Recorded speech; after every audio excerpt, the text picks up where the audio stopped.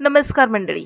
आज आपण आपल्या किचनमध्ये पाया सूप बनवून घेणार आहोत. तर इथे मी काही बकऱ्याचे पाया व्यवस्थित स्वच्छ धुवून त्याला व्यवस्थित परतून मस्त चटकदार, चवदार असं पौष्टिक सूप बनवून घेतलेलं आहे.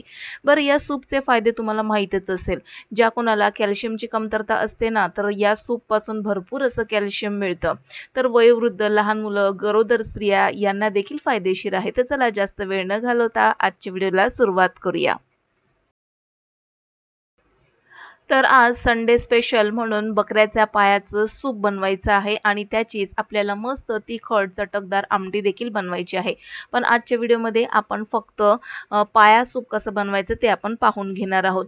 तर इथे मी बकऱ्याचे पाया मागवले होते आणि ज्यावेळेस आपण मटन शॉपमध्ये जातो त्यावेळेस बकऱ्याचे पाया ज्यावेळेस आपण मागतो त्यावेळेस ते व्यवस्थित भाजून देतात. तर भाजल्यामुळे काय होतं, या बकऱ्याच्या पायांना जे केस वगैरे असतात ना ते पूर्णपणे जळतात. आता ते घरी आणल्यानंतर कसं स्वच्छ करायचं, तर मी अशा पद्धतीने करते. गरम पाणी करून घ्यायचं, थोडंसं उकळायला बाकी असेल इतपत गरम पाणी करून घ्यायचं आणि त्यामध्ये हे जे पाया आहेत ते सर्व घालून घ्यायचे. थोडंसं मीठ घालून घ्यायचं आणि जवळपास 5 ते 7 मिनिटं असंच आपल्याला त्या पाण्यामध्ये राहू द्यायचंय. मिक्स करून घ्यायचं आहे. असं केल्याने काय होतं, जर थोडेफार जर केस शिल्लक असतील या पायाला तर लगेचच ते पटकन निघून जाण्यास मदत होते. तर आता मी हे व्यवस्थित मिक्स करून घेते. या पायाला 5 ते 10 मिनिटं पाण्यामध्ये जरी ठेवलं ना गरम पाण्यात तरी देखील चालतं. आता गरम पाण्यामध्ये ठेवल्यामुळे याचे जे चिकटलेले केस असतात किंवा जळाल्यामुळे जी काळी स्किन आपल्याला दिसते आहे ना, तर ती देखील पटकन वरतून निघण्यास मदत होते. तर आता मी ते काढून घेतलेले आहेत आणि थंड पाण्याने एकदा धुवून घेतलेले आहेत आणि जिथे कुठे आपल्याला साधारणपणे केस वाटत असतील ना, तर तो भाग आपण एका सुरीच्या सहाय्याने काढून घ्यायचा. तर अशा पद्धतीने मी हे जे पाया आहेत ना तर ते स्वच्छ करून घेत असते. बरेच जण थोडंसं ज्वारीचं पीठ लावून देखील हे पाया स्वच्छ धुतात. त्याच्यामुळे देखील थोडेफार राहिलेले जे केस असतात ना ते देखील निघून जातात. आणि बऱ्याच जणांना पाया भाजून झाल्यानंतर वरची जी जळालेली जी स्किन असते ना, तर ती आवडत नाही, तर ते काढून देखील टाकतात. पण मला असं वाटतं, ती स्किन काढून टाकल्यामुळे त्याचं जे जीवनसत्व किंवा पौष्टिकपणा जो आहे ना, तर तो निघून जातो. त्यामुळे बकऱ्याचे पाय ज्यावेळेस भाजून दिले जातात ना, गरम पाण्यामध्ये ठेवायचे आपण मीठ टाकून थोड्या वेळ आणि व्यवस्थित स्वच्छ धुवून घ्यायचे एकदा दोनदा पाण्याने, तर स्वच्छ असे निघून जातात.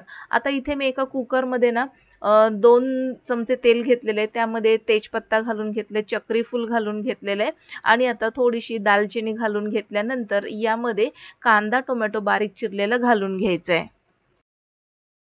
आता सूप जर म्हटलं ना, तर त्यामध्ये गरम मसाले जास्त प्रमाणात नसतात. हलकासा एक गरम मसाल्याचा स्वाद येण्यासाठी इथे मी तेजपत्ता, दालचिनी आणि चक्री फूल घालून घेतलेले आहे. तुम्हाला जर आणखीन स्वाद हवा असेल, तर तुम्ही यामध्ये थोडीशी लवंग आणि ठेचलेली मोठी वेलची असते, ती देखील तुम्ही घालू शकता. आता हे कांदा, टोमॅटो व्यवस्थित मला परतून घ्यायचं आहे आणि परतून झाल्यानंतर यामध्ये आलं, लसूण, कोथिंबीर आणि हिरवी मिरचीची पेस्ट घालून घ्यायची आहे. आता हे पटकन परतण्यासाठी यामध्ये मी थोडंसं चवीनुसार मीठ घालून घेणार आहे. जवळपास मी चमचा भरून इतकं मीठ घातलेलं आहे आणि पुन्हा एकदा याला मिक्स करून घ्यायचं आहे. व्यवस्थित परतून झाल्यानंतर यामध्ये आपल्याला थोडीशी हळद घालून घ्यायची आहे. आता पाया सूप म्हटलं ना, तर तो पाया व्यवस्थित शिजणं गरजेचं आहे आणि जवळपास कुकरमध्ये याच्या आपल्याला 8 ते 9 किंवा जवळपास 9 ते 10 शिट्ट्या केल्या ना, की खूप छान असा पाया शिजून तयार होतो आणि त्याचा जो अर्क असतो ना, तर तो पूर्णपणे अर्क या सूपमध्ये उतरतो. तर अशा पद्धतीने आपल्याला तो पाया इतका मऊ असा शिजवून घ्यायचा आहे. आता हळद घातल्यानंतर यामध्ये मी जवळपास सव्वा चमचा आलं, लसूण, कोथिंबीर आणि हिरवी मिरचीची पेस्ट घालून घेतलेली आहे. आता याला पुन्हा एकदा आपण व्यवस्थित मिक्स करून घेऊ. आता पाया सूप म्हटलं ना, तर खूप छान असा पाया मऊ शिजणं गरजेचं आहे. म्हणजे त्यातले जे हाडांचा जो अर्क असतो, कॅल्शियम असतं, ते पूर्णपणे या सूपमध्ये उतरतं.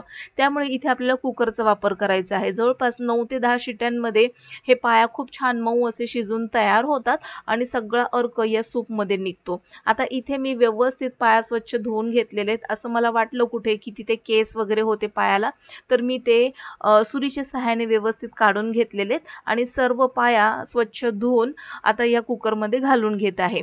आता आपण जी पेस्ट घातली होती त्यामध्ये हिरवी मिरची होती, त्यामुळे हलकासा तिखटपणा येणार आहे।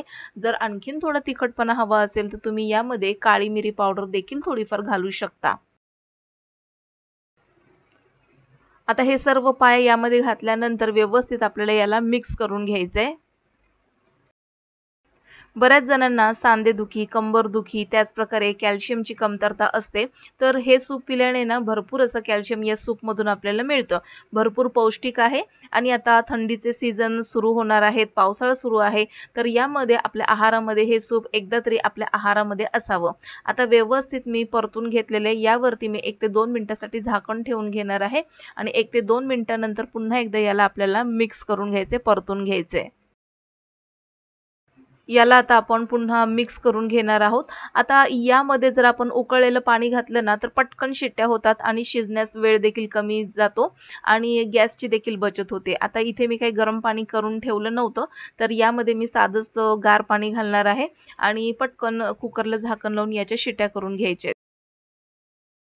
आता अंदाजे यामध्ये जवळपास 3 तांब्या भरून इतकं पाणी घातलेलं आहे आणि 9 ते 10 शिट्यांमध्ये हे पाणी बऱ्यापैकी अर्ध आटून तयार होतं आणि पाया देखील खूप छान असे शिजून तयार होतात।